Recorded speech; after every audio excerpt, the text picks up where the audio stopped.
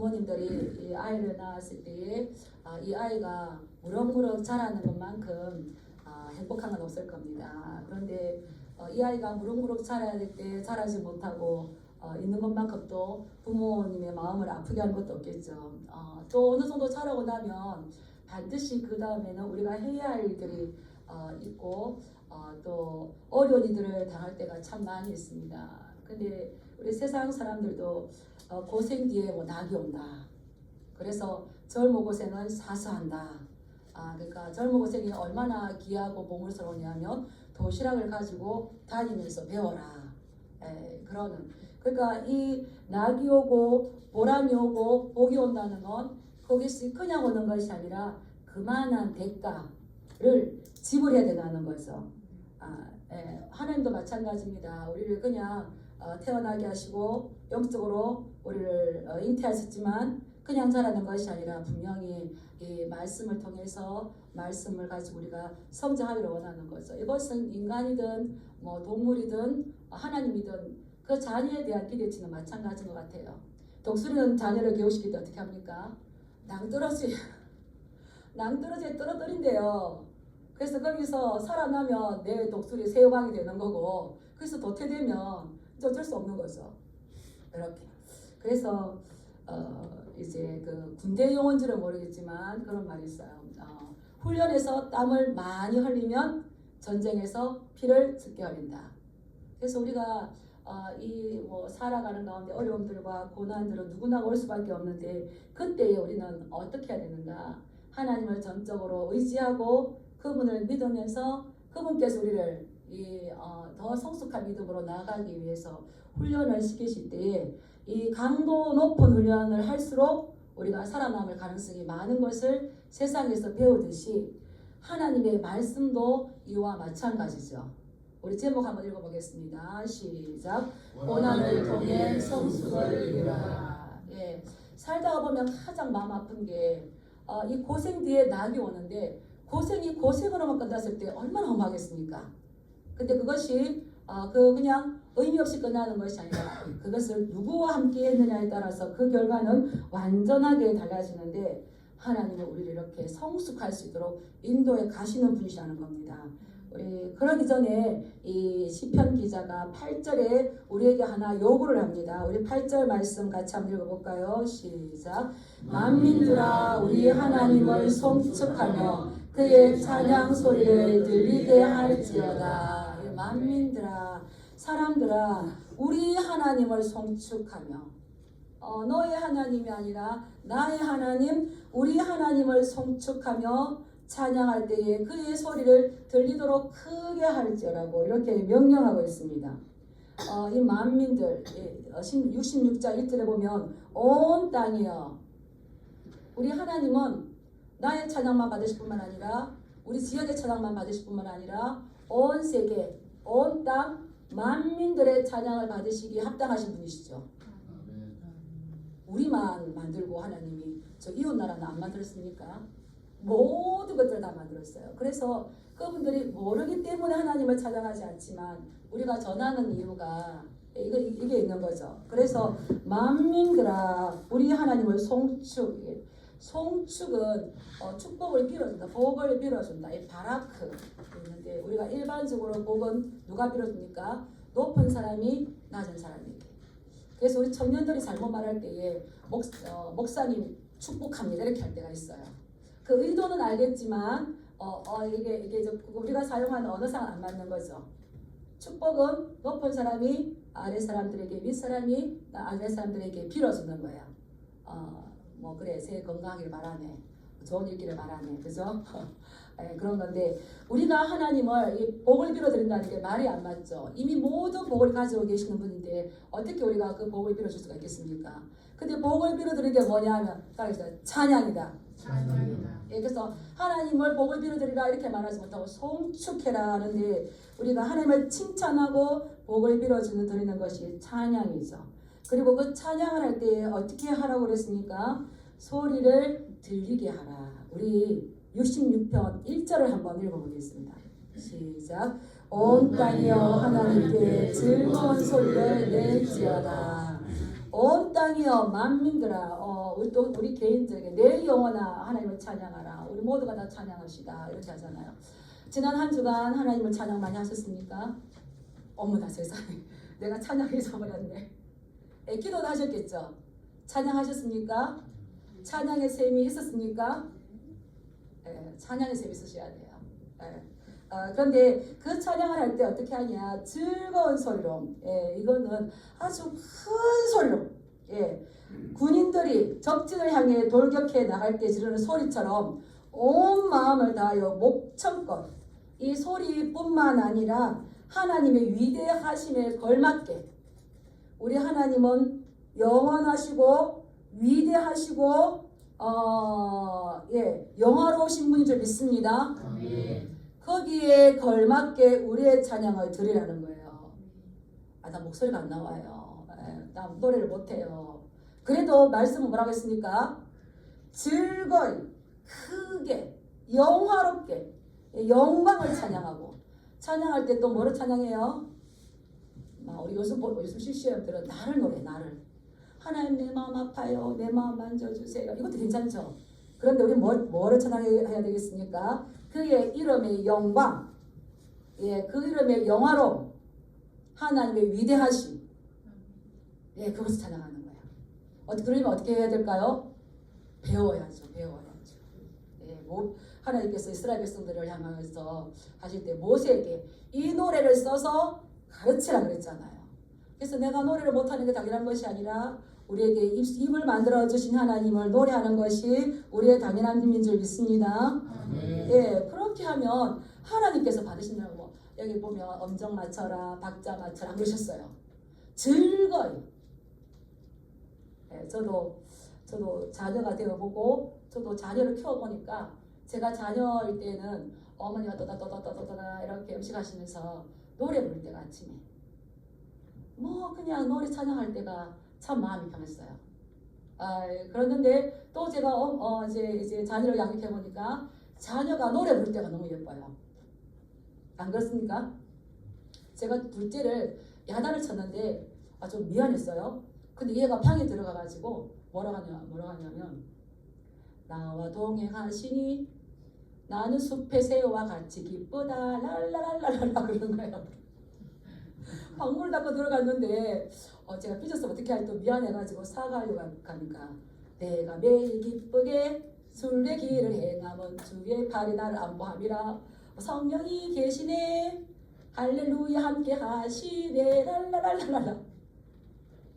그래서 제가 어땠을까요? 흡족해서 제가 마음으로 사과하고 그에게 축복을 빌어줬던 적이 있는데 하나님은 우리를 이렇게 영화롭게 그분의 영광을 찬양할 때에 하나님은 기뻐하시는 줄 믿습니다. 우리 찬양을 많이 하셔야 돼요. 그런데 그분의 이 하셨던 일들 그래서 우리 이 찬양은 어떤 역할이 있는가 우리 앞에 넘겨서 시편 63편 5절 말씀 한번 보겠습니다. 시편 63편 5절 말씀 바로 앞쪽에 있으니까 한번 넘겨볼게요. 읽어보겠습니다. 시작. 골수와 기름진 것을 먹음과 같이 나의 영혼이 만족할 것이라. 나의 입이 기쁜 입술로 주를 찬송하되. 이 찬송하는 것은 내가 평생에 살수 보면 하나님을 찬양할 것이고 이 찬양하는 것이 골수와 기름진 것을 먹음과 같이 나의 영혼이 만족할 것이라. 찬양하실 때 마음이 기쁘고 즐겁고 행복했던 것을 경험하신 분들은 아멘 해보시기 바랍니다.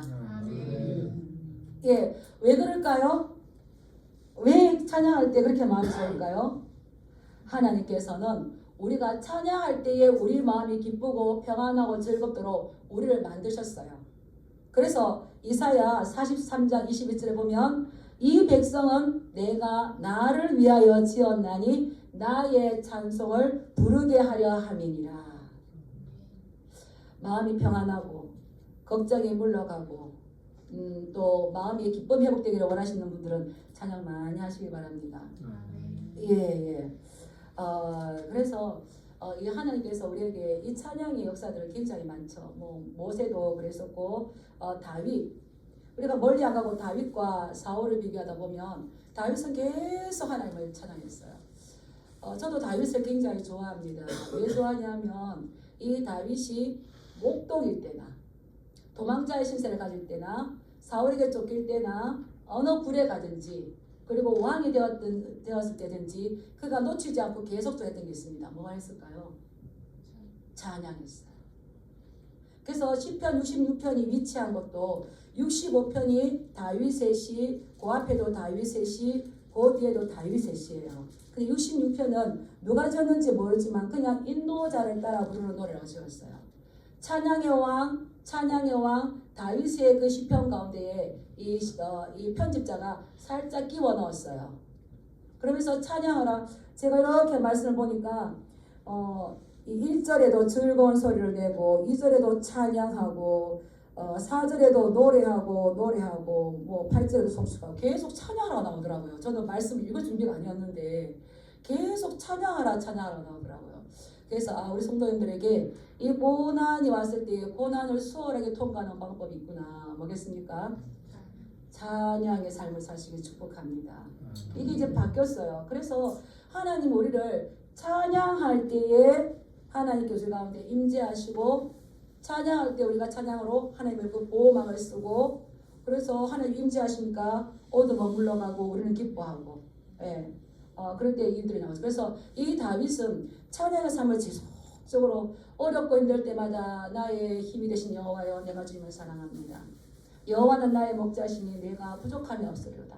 계속해서 찬양할 때에 하나님께서 그를 인도하시고 왕에 가서 그의 후대에 예수 그리스도께서 나실 때까지 영원히 그 왕위가 지속되도록 했었는데 사울은 그러지 못했어요. 사울은 하나님을 찬양하지 않았어요. 사울은 계속 누구를 노래했습니까? 나를 영적으로 무지했었죠. 더 많이 가진 것은 사울이 가졌었어요. 다윗은 고아와 같이 버려진 거라. 내 부모는 나를 버렸으나 그렇지만 그 과정 가운데에서 다윗은 계속 하나님을 찬양하고 하나님을 노래하고 하나님을 높이고 그 영광을 찬양하고 그러나 이 사울은 많은 것을 가졌지만 영적으로 무지하기 때문에 나를 하다가 결국은 그 아들과 함께 전쟁터에서 죽고 말았지 않습니까? 그렇기 때문에 우리가 해야 할 건 지금 온 땅이여 만민들아 하나님을 찬양하고 노래하고 즐거운 소리를 크게 하고 그의 이름에 합당한 찬양을 돌릴지어다 명령하고 있어요. 우리도 그러한 삶을 사시길 주님의 이름으로 축복합니다. 예, 그럴 때에 우리가 영적으로 이 전쟁에 승리할 수 있죠. 가장 치열한 전쟁터는 어딜까요? 예, 그 고든 목사님 그랬어요. 가장 치열한 전쟁터는 우리의 마음이다. 이 전쟁이라는 거는 싸워서 이겨야만 되는 건데 전쟁에서 해야 되는데 이 싸울 때에 분리하면 져요. 그래서 좋은 위치, 좋은 조건을 하려고 만삼 이제 이게 전략과 전술을 짜잖아요. 거기서 좋은 조건으로 만드는 게 뭐가 있을까요? 찬양입니다. 찬양과 말씀과 기도가 균형을 이루어야 된다. 먼저 찬양으로 사단은 하나님께 기쁨을 드리고 사단은 손족포고하고 우리가 찬양하면 하나님은 기뻐하실 것이고 사단은 두려워떨 줄 믿습니다. 네. 그렇게 만들어 놓고 눈싸움 먼저 제압을 해놓고 기도하셔야 돼요. 이해가 가십니까? 그래서 우리가 다 영적 전투를 하셔야 되는데 그러더라고요. 일을 하시는 분들은 그러시더라고요. 사람 일을 하는 것이 아니라 연장 일을 한대요. 연장이. 우리가 일을 하면 힘듭니다. 우리 연장은 뭡니까? 우리의 무기는 말씀과 기도와 찬양입니다. 네. 그래서 이미 찬양하면 그게 승리예요. 승리. 찬양은 우리가 어떤 존재인지 예수 그리스도께서 어떤 분이신지 하나님 어떤 분이신지 슬픈 마음 있는 사람 예수 이름 믿으며 영원토록 변함없는 그다음 뭐예요? 기쁜 마음 얻으리. 슬픈 마음 있을 때 어떻게 해야 될까요? 영원토록 기쁜 마음 얻기 위해서 찬양하셔야 됩니다. 마음에 가득한 의심을 끼치고 지극히 의심이 많이 왔어요. 뭐 하셔야 됩니까? 찬양하시기 바랍니다. 예수님 누군지 몰라요. 예수님은 누구신가? 그래서 이제 어느 이제 성도가 힘들었대요. 힘들어가지고 목사님 제가 너무 힘들어가지고 이 마음에 우울증이 올라 그래요. 그러니까 그 목사님 하시던 말씀이 내 영혼의 햇빛 비치니 주 영광 찬란해 이 찬양 부르십시오 이랬대요. 그래서 숙제를 내줘가지고 그 성도님이 내 영혼의 햇빛 비치니 주 영광 찬란해 하다 보니까 영혼의 햇빛이 들어왔어요. 빛이 들어왔어요. 회복이 왔어요. 기쁨이 왔어요. 우울증이 치료됐다는 간증이 있습니다. 예. 그런데 저도 제가 어머니의 노래를 들을 때에 제가 아이의 노래를 들을 때에 음정박자 틀렸다고 그게 싫은 소리가 아니더라고요. 음정박자 틀려도 자기 귀에는 이게 객골이요 객골이. 우리 하나님 우리를 그렇게 만드셨습니다. 근데 이 백성은 내가 나를 위하여 지었나니 따라하겠습니다. 나의 찬송을 부르게 하려 함이니라. 예, 근데 사단은 우리의 입에서 이 찬송을 빼앗아가 버립니다. 회복하실 축복합니다. 예, 많이 부르실 축복합니다. 예, 근데 이 찬송은 어디까지 가냐면 계시록 4장에 보면은 천상의 예배가 있습니다. 천상의 예배 있으면 24장로들이 보좌에 앉으신 이 앞에 엎드려 세세토록 살아계시는 이에게 경배하고 자기의 간을 보좌 앞에 드리며 이르되 24장로는 구약시대의 12지파 신약의 12사도를 에서도 통해서 하나님의 나라 백성 그래서 신약과 구약 우리 믿는 모든 무리를 말하는 거죠. 24장로들. 예. 하나님을 아버지라 부르는 모든 믿는 자를 이야기하는데 우리 24장로 거기 우리도 속해 들어가는 거예요. 장모님들만 가는 게 아니고 우리 모두가 있는데 보좌에 앉으신 이 앞에 엎드려 하나님 앞에 엎드려서 살아계신 이에게 경배하며 자기의 관을 보좌 앞에 드리며 이르되 보좌 앞에 던지며 이르되 우리 주 하나님이여 영광과 존귀와 권능을 받으시는 것이 합당하오니 주께서 만물을 지으신지라 만물이 주의 뜻대로 있었고 또 지으심을 받았나이다 하더라. 그래서 이 하나님은 만물을 지으시고 만물을 뜻대로 움직이시는 그분께서 우리에게 구원을 주셨기에 이 모든 걸 영광 올려드립니다. 그래서 우리가 하나님 나라 가서 천상에서도 계속 해야 될 게 뭘까요? 찬송입니다. 찬송입니다. 이 찬송 우습게 보시기 바랍니다. 그래서 이게 풍성한 삶을 맛보게 하는 거죠. 예수님께서 요한복음 10장 10절에서도 내가 온 것은 양으로 생명을 얻게 하고 더 풍성히 얻게 하려 함이라. 구원받았을 뿐만 아니라 이것을 풍성하게 누리게 하는 거. 예, 그 배에서 생수의 강이 넘치게 하는 데에 좋은 환경을 만들어주는 게 뭐라고요? 찬양입니다. 예, 왕이신 나의 하나님. 예, 왕이신 하나님을 찬양하는 거죠. 그래서 이 하나님 우리가 찬양할 때에 하나님께서 우리 영혼에게 두 가지 일을 하십니다. 우리 9절 말씀 한번 읽어볼까요? 시작. 그는 우리 영혼을 살려두시고 우리의 실족함을 허락하지 아니하시는 주시로다. 하나님은 우리가 찬양해야 되는데 그분은 어떤 분이냐? 우리에게 두 가지를 하셨는데 우리의 영혼을 살려주시는 분이죠. 우리에게 살아있는 동안 우리의 생명을 충분하게 누릴 수 있도록 우리에게 복을 주시는 분이 하나님이시라는 겁니다. 그리고 그 하나님은 우리가 실족하지 않도록 우리를 붙들어 주시는 분이라고 했어요. 이 실족하는 건 뭡니까? 발을 헛디뎌서 넘어지는 거예요. 근데 하나님께서는 우리의 발이 헛디디지 않도록 꽉 붙들어 주죠. 마치 부모가 사랑하는 자녀의 손을 잡고 어린 자녀의 손을 잡고 갈 때에 웅덩이가 있으면 어떻습니까? 끌어당기죠. 돌멩이가 있으면 어떻습니까? 내가 비록 그 길을 갈지라도 아이를 안전하게 인도해 주시는 것처럼 우리 하나님은 우리의 발이 실족하지 않도록 우리를 도와주시는 그런 분이신 거죠. 그래서 그분은 우리에게 생명을 충분하게 누릴 수 있도록 복을 주시고 우리가 실족하는 것. 다시 말하면은 우리가 불행해지는 거죠.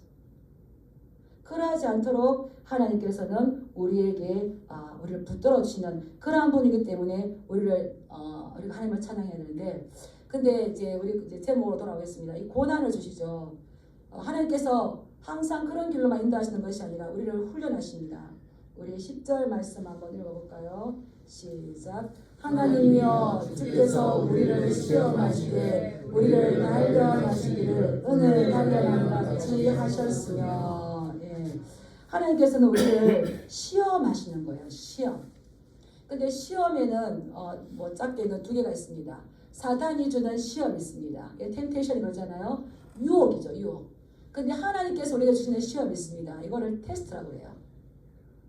예, 이 테스트, 검증하는 거죠. 너의 마음이 어떠한지 우리의 중심을 알아보기 위해서 하나님께서는 우리를 시험하시는데 무엇을 가지고 시험하시냐면 우리의 행동을 통한 시험이에요. 우리가 어떤 것을 선택하는지 무엇을 하신지 하나님께서 테스트하시죠. 예, 아브라함도 테스트하시죠. 아브라함은 100세가 넘어서까지 시험을 받으셨어요. 시험하셨어요. 이삭을. 그래서 우리가 지금 시험이 끝났지 그렇게 생각하면 좀 위험합니다. 계속적으로 우리의 신앙이 검증되어지고 어디까지 가야 될까요? 하나님께서 너 됐다 할 때까지 우리를 하나님께서 테스트하십니다. 잘은 모르겠지만 공장에서 이 자동차를 출고할 때에 얼마나 많은 검증을 하실까요? 부딪혀도 어떻게 돼도 안전하게 사람을 보호할 수 있도록 얼마나 많은 테스트를 하실까요? 그보다 더 귀한 우리를 하나님께서는 지속적으로 테스트하시고 단련하시는 줄 믿습니다. 예, 이게 이제 우리가 고난인데 많은 사람들이 이것을 이제 광야라고 부르는 거예요. 이스라엘 백성들이 출애굽했지만 나왔을 때에 바로 가나안 땅에 들어가지 않았습니다. 그들이 가나안 땅에 들어가기 전에 반드시 통과해야 될 것이 뭐가 있었을까요? 광야가 있었어요. 그래서 거기에서 하나님이 우리를 시험하시고 우리를 단련하시는데 마치 은을 단련한 같이. 오래전에 지금도 제가 자료를 이렇게 찾아보니까 나오는데 로봇다리 세진이가 있었어요. 예, 로봇다리 세진이. 그때 제가 그 자료를 읽고 참 되게 많이 우리는 넘어지는 것을 창피하게 생각하고 실수하는 걸 창피하게 하는데 그 생각을 다시 새롭게 하더라고요. 그 세진이가 두 다리가 없고 손가락도 없이 그렇게 태어나니까 어머니가 이 아이를 고아원에 버렸어요. 보육원에 버려버렸죠. 근데 이 아이를 이제 어느 분이 입양을 해서 그 아이를 이제 계속 훈련시키는데 이제 의욕을 줬겠죠. 그러고는 계속 애를 넘어뜨리는 걸 훈련시킵니다. 넘어지는 거, 매트리스를 깔아놓고 딱 칩니다. 넘어집니다. 엄마 왜 이래? 아이고 아파. 그럼 일어나면 또 딱 칩니다. 왜 그러냐? 이 아이가 나중에 혼자 살아갈 때에 아무도 일으켜주지 않을 건데 지금 엄마 밑에서 넘어지고 일어서는 걸 훈련하지 않으면 누가 나중에 하겠어요? 대단하죠. 걔가 장애인 올림픽에서 금메달 땄던 이런 것들이 아마 했을 건데 그렇게 그래서 이 세상의 부모도 그 자녀의 앞길 한다면은 단련하는 거죠. 훈련시키는 거죠. 넘어지는 훈련시키는 것이 아니라 많이 넘어질 때에 일어나는 법을 알고 이제 넘어지지 않는 방법을 아는 겁니다. 그래서 그것처럼 하나님께서도 우리 자기 백성들을 시험하시고 단련하시는데 무엇을 단련하듯이 한다고요? 은을 단련하듯이. 예. 이 단련하다는 이 말은 불순물을 제거하다, 세련되게 하다, 순수해지게 하다. 예, 이 용광로에서 그 강부가 이거 광물을 가지고 왔다 해서 거기서 바로 나오는 게 아니잖아요. 반드시 이것은 용광로에 넣어서 추출해내는 거죠. 금은 1063도에서 이제 추출된대요. 은은 893도에서 굉장한 거기에서 제대로 순수한 금과 순수한 은이 나왔을 때 얼마나 찬란하겠습니까? 우리 하나님께서 우리를 그냥 적당하게 하는 게 아니라 뭐를 단련한 같이 하신다고요? 은을 단련한 같이. 은은 몇 도씨에서 추출이 된다고요? 893도씨. 이렇게 이게 아주 고온에서 단련하지 않으면 여기서 재련하지 않으면 그냥 아무리 화려한 모습을 만들어 놔도 금방 부식된대요. 쉽게 깨져버린대요. 그래서 그러지 않도록 아주 고온에서. 그래서 하나님도 우리를 당신의 사랑하는 자녀가 그 자녀가 될 수 있도록 독수리가 자기 새끼를 훈련하듯이 하나님 우리를 훈련하시는 겁니다. 요즘은 청년들이 군대도 안 가려고 하니까 이 훈련이라는 말이 참 무색하게 되는데 우리는 이 믿음의 훈련을 잘 받아야 될 줄 믿습니다. 그래서 욥이 그랬잖아요. 나의 가는 길을 오직하게 하시나니 나를 단련하시면은 내가 순금같이 나오리라. 하나님께서 우리에게 원하시는 것은 어떤 다른 것이 아니라 딱 그랬습니다. 깨끗해지기를 원하신다. 순수해지기를 원하신다. 예, 정결해지기를 원하신다. 예, 욥을 봤을 때에 욥을 하나님께서 복 주셨기 때문에 된 것이 아니라 단련하시고 훈련하시고 연단하시고 이것을 보고 시험하셨어요. 시험하시고 그 테스트에 합격이 되었을 때에 맡기시는 거예요. 따라서 하나님께서 나를 고난을 주시는 건 복의 그릇을 만드는 것이다. 그런 것 같아요. 그래서 이 고난이 오는데 고난을 길게 하는 건 어리석습니다. 따라서 고난을 짧게 하는 것이 지혜다. 이스라엘 백성들은 15일이면 갈 길을 40년 동안 갔어요. 또 못 들어가고 1세대 다 죽어버렸어요. 그렇다고 되는 거 아니죠? 그런데 이 고난은 짧게 끝나야 되는데 짧게 끝날 수 있는 방법이 뭘까요? 찬양하는 거. 또 하나님 앞에 바짝 엎드리는 겁니다. 그리고 이 고난에 올 때에 사실은 내가 누구를 만나냐 너무 중요해요. 누구를 만나느냐. 고난의 때에 나를 거기서 건져내 줄 사람을 찾으시기 바랍니다. 고난의 때에 우리도 다 청년 때를 지나고 고난의 때에 나와 입이 짝짝이 맞을 사람 찾아가요. 편들어줄 사람. 그러면 그 사람 통과한다 못한다? 못합니다. 그런데 나를 거기에서 끌어내줄 수 있는 사람. 이스라엘 백성들이 왜 그 고난을 길게 갔을까요? 원망과 불평과 불만이었어요.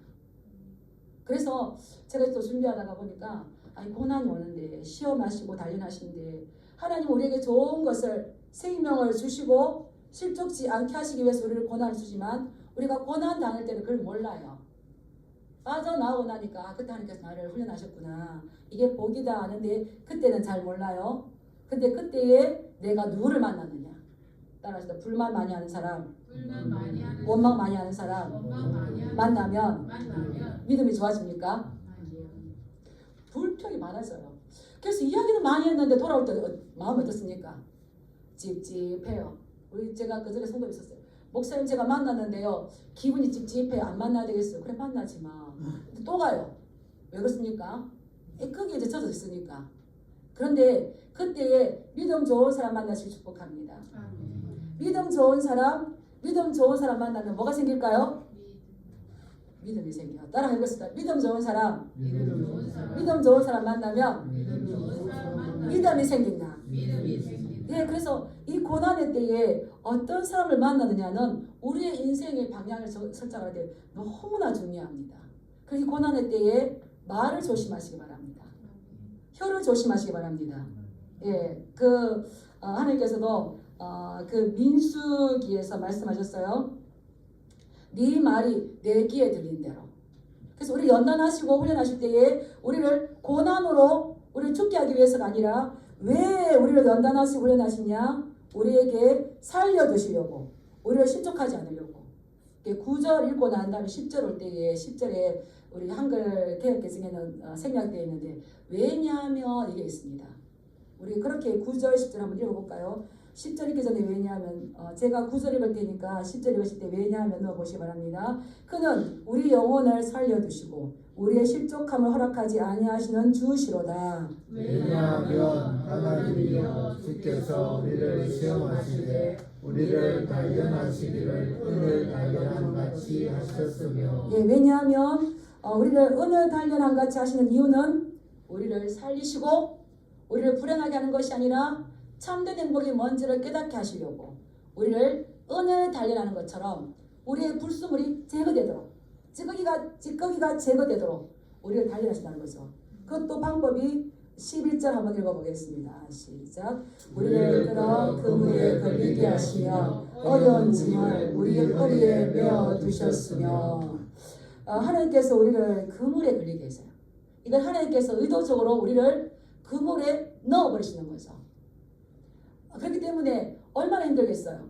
이 그물이란 말이 감옥과 같다 이런 말도 있어요.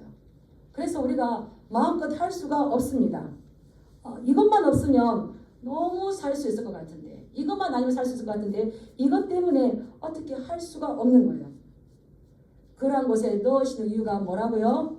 우리를 살려두시고 우리를 실족하지 않게 하시기 위한 겁니다. 그리고 또 우리 허리에는 무엇을 메어두셨다 했습니까? 예, 무거운 짐. 그래서 우리가 마음대로 다닐 수가 없어요. 무거운 짐, 이것만 풀어지면 내가 살 것 같은데, 가정의 짐, 경제적인 짐, 건강의 짐. 그때 고난이 왔을 때 어떻게 하라고요? 하나님을 찬양하고 바짝 엎드리실 축복합니다. 예, 그러면은 그러는 거예요. 그 걸리게 하셔서 하나님께서 그냥 임의로 밀어 넣으시고 훈련하시고, 예, 로봇딸의 세진이의 엄마가 이 아이가 혼자 살 수 있게끔, 이 땅을 당당하게 살 수 있게끔 넘어지는 법을 가르쳐서 다시는 넘어지지 않고 인간다운 삶을 살 수 있도록 하기 위해서 넘어지게 하는 것처럼, 우리의 인간이 어떻게 했을 때 가장 보람된 삶을 살 수 있는지를 아신 하나님께서 우리를 임의대로 그물에 걸리게도 하시고 우리의 허리에 무거운 짐을 메어서 옴싹달싹하지 못하게 한다는 겁니다. 그때 바짝 엎드리시는 주님의 이름으로 축복합니다. 그리고 또 세 번째는 뭘 하시냐, 우리 12절 말씀 한번 읽어보겠습니다. 시작. 사람들이 우리 머리를 타고 가게 하셨나이다. 우리가 불과 물을 통과하였더니 주께서 우리를 끌어내사 풍부한 곳에 들이셨나이다. 예, 사람들이 우리 머리를 타고 가게 하셨대요. 이게는 전쟁이 났을 때에 패배한 나라의 왕을 이긴 나라의 왕이 목을 밟는데요. 그리고 막 그 시체가 흩어져 있는데 그 위로 이 말이 지나가듯이, 이거는 인간관계의 훈련이죠. 예, 사람들에게 내 머리를 타고 가게 하는 것처럼 이 수치스러운 것, 제일 고통스러운 것. 그런데 이것들 하나님께서 임의로 몰아넣으셔서 우리를 훈련하신다는 겁니다. 이제 이렇게 보면 관계에서 훈련이 되고 그 가운데서 온유한 마음을 가지면 이 연단은 끝나는 것 같아요. 관계에서. 그래서 화를 잘 조절하시기 바랍니다. 예, 마음을 잘 다스리길 축복합니다. 예, 이 사람들이 우리 머리를 타고 가게 하셨나이다. 내 머리를 짓밟고 나를 무시하는 거, 그럴 때에 이게 얼마나 고통스럽겠습니까? 그러나 이것을 누가 허락하셨다고요? 하나님께서. 그때에 인내하고 오래 참고, 그때 뭘 조심한다? 따라하시다. 자, 입을 한번 붙잡으시고, 입을 조심하자. 말을 조심하자. 예. 왜냐하면 사람은 자기의 언어만큼 사는 것 같아요. 그래서 이제 외국에서는 그런데요, 유대인은 그런데요. 네가 아내감을 구할 때, 신부감을 구할 때에 말이 부드러운 여자를 구해라. 아빠가 아들에게 충고할 때에 너 아내감, 신부감을 구할 때에 뭐 다른 건 모르겠는데 말이 부드러운, 그런 거예요. 그래서 이 룻은 얼마나 말이 부드러운지 몰라요. 룻기에 보면. 그래서 룻은 1장에 가장 불쌍한 여인에서 4장이 끝날 때에는 모든 사람이 부러움을 사잖아요. 그 믿음의 말. 그럼 어떤 말 할까요? 믿음의 말. 네, 긍정적인 말. 이걸 하는 거죠. 이러할 때에 하나님께서 우리를 훈련을 시키시는데 그 뒤에는 물과 불을 통과하는 생명의 위협을 느낄 정도로 거기까지 통과하게 하는데, 따라하시다. 통과해야 된다. 예, 그 고생했는데 통과하지 않으면 안 돼요. 물과 불을 반드시 통과해야 하는 겁니다. 예, 금과 은은 어떨 때도 찬란하게 빛납니까? 불이 있을 때. 불이 있을 때도 찬란해지죠. 오히려 불순물이 제거되고 더 진짜 금, 진짜는 더 찬란하게 빛나잖아요. 하나님께서 우리에게는 이 순금과 같은, 정금과 같은 깨끗한 그릇 되기를 원하시는 줄 믿습니다. 예, 그럴 때에 그 다음 또 읽어보셔야 돼요. 우리 물과 불을 통과하였더니 그다음 같이 읽겠습니다. 주께서 시작. 주께서 우리를 끌어내사 풍부한 곳에 들이셨나이다. 따라서 합격, 통과. 네, 이게 나온다는 거예요. 그냥 고생하게 집어넣어두고 너 잘하는지 보자, 네가 어떻게 선택하는지 보자, 이거만 있는 것이 아니라 침묵하고 입술을 지키고 바짝 엎드려서 이 고난이 지나가도록 하면 빨리 지나가는데, 물과 불을 통과하자마자 하나님께서 어떻게 해요? 합격, 너 정품 건드내는 거죠. 너 불량품 아니야, 다시 가 하지 않고 정품 이끌어내셔서 어디로 인도하신다는 겁니까? 풍부한 곳에. 이 풍부하다는 것은 레와야인데 포화 상태. 먹을 것이 물릴 정도로 실컷 먹고 그가 아주 넓고 넉넉한 장소로, 그 그물에 걸리겠던 그게 아니라 아주 자유로운 곳으로, 평안한 곳으로 밖으로 나가서 자유로워지며 다시 한번 따라하겠습니다. 숨을 쉬게 만든다. 하나님께서 평안을 주시고 건강을 주시고 무엇보다 예수 그리스도와의 교제할 수 있는 교제 충만한 기쁨을 주시죠. 그러하기 위해서 하나님께서는 우리를 연단하시는데, 연단받고 난 다음에 우리는 어떻게 되겠습니까? 성숙한 자가 되는 거죠. 그래서 올바른 예배자로 갑니다. 우리 13절 말씀 읽어보겠습니다. 13절 14절 시작. 내가 번제물을 가지고 주의 집에 들어가서 나의 서원을 주께 갚으리니 이는 내 입술이 낸 것이요 내 환난 때에 내 입이 말한 것이니이다. 이렇게 풍부한 곳에 들었을 때에 이 시편 기자는 내가 번제물을 가지고 주의 집에 들어가서 나의 서원을 주께 갚으리니. 서원 언제 합니까? 어려울 때에. 하나님 이것만 도와주시면 제가 잘할게요. 하잖아요. 잘할게요. 그렇게 하는 것처럼 그 약속을 지켜서 서원을 주께 갚기 위해서 성전에 주의 집에 들어가는데, 이것은 다른 누가 한 것이 아니라 내가 내 입술이 낸 것이요 환난 때에 내 입이 말한 것인데, 이 번제를 드린다는 것은 최고의 가치예요. 번제는 최고 값진 것을 드리기 때문에 순양, 숫소, 그러한 제물들만 드리는 겁니다. 하나님께서 내가 그래 어려울 때에 그런 고난에 있을 때에 나를 이끌어내 주신 것만 생각해도 이 모든 것을 아까울 수가 없는데, 하나님 앞에 나의 서원을 갚을 때에 내가 최고의 것으로 드립니다. 내가 순양의 향기와 함께 살진 것으로 주께 번제를 드리며 수소와 수용소를 드립니다. 믿음이 팍 자라는 것은 서원 한번 해보시고 서원을 갚아보시기 바랍니다. 서원했는데 안 갚으면 믿음이 안 자라요. 근데 서원한 것을 갚으면 믿음이 팍 자랍니다. 그래서 이 기자는 그러하기 때문에 나를 그렇게 이끌어내시고 풍부한 곳으로 이끌어내신 그 하나님께 나의 서원을 갚으며 뒤에 보면 다시 하나님을 찬양한다 나오고, 우리가 어려움 있고 고난 있고 했을 때에 먼저 입술을 지키고 만나는 사람들을 조심하시고, 그리고 하나님 앞에 바짝 엎드려서 하나님을 불평하고 원망할 시간 있다면 오히려 찬송 하나를 배우세요. 오늘은 이걸 배운다 하시고 그걸 배우셔서, 그러면은 내 속에 심어 놓으면 그 찬양이 흘러나와요. 그러면은 찬양하는데 하나님이 들으시고, 어이구 내 아들이 노래하는데 내가 가야지.